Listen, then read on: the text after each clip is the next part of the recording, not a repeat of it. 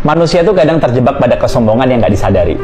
Kalian pasti udah akrab kan dengan istilah Jumat Berkah, di mana orang berlomba-lomba untuk sebanyak mungkin berbagi dan sedekah.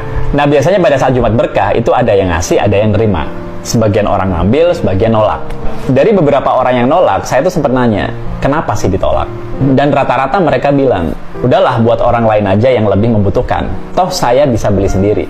Bahkan kalau bisa, justru saya yang ngasih. Sekilas kedengarannya baik ya. Ini nih yang saya bilang di awal tadi, bahwa kita seringkali terjebak pada kesombongan yang nggak disadari.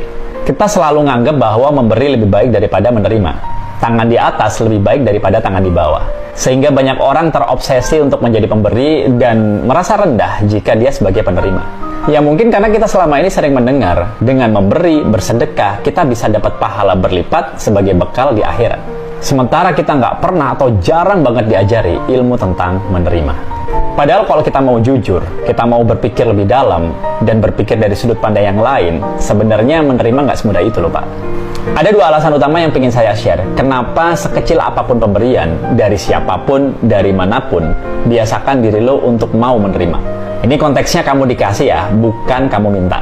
Yang pertama gini, ketika muncul perasaan, cuma nasi bungkus, toh saya bisa beli sendiri. Diakui atau tidak, secara nggak langsung sebenarnya kalian udah sombong. Kan tadi pagi saya udah sedekah, masa siangnya saya nerima? Nah pertanyaan saya, emang kenapa? Terus yang kedua, saat kamu udah nerima nasi bungkus, cobalah makan sampai habis. Kenapa? Ya mungkin kamu nggak selera dengan makanannya, tapi justru disitulah pelajarannya. Ketika sesuatu nggak enak terjadi dalam hidup kalian, nggak sesuai seleramu, maka kamu nantinya akan terbiasa menghadapi dan menikmati sampai keadaan nggak enak itu terlewati. Pelajaran yang lain adalah, ketika kamu pengen ngasih sesuatu ke orang lain, pastikan yang terbaik, supaya orang lain punya selera menerima pemberianmu. Jadi intinya, jangan ngerasa sok keren ketika saat ini kalian jadi pihak yang memberi. Karena orang yang menerima dengan ilmu, bisa jadi dia dapat kedudukan yang lebih tinggi dengan ilmunya. Sementara kalian cuma dapat pahala. Bahkan kalau kita tarik dalam kehidupan sehari-hari, orang yang mudah stres, tertekan, gak sabar, atau depresi, bukankah awalnya mereka sulit menerima keadaan?